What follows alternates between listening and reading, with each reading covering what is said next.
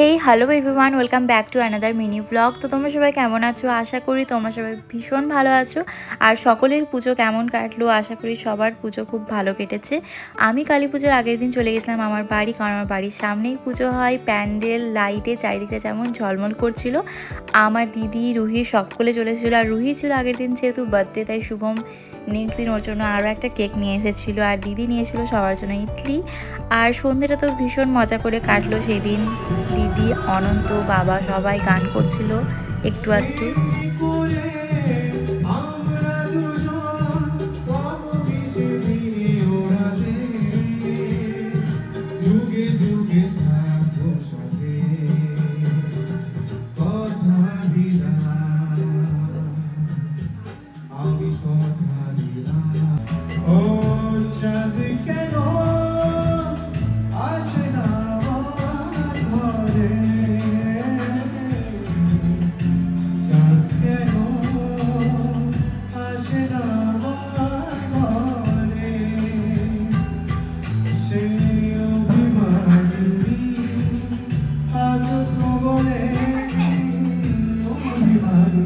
তারপর অনন্ত বেরিয়ে গিয়েছিল ওই বাড়ি। আর এইদিকে 3 ভূতের কাণ্ড দেখো। সেদিন ছিল ভূত চতুর্দশী, তাই ওদের ভিডিও বানাচ্ছিল দিদি।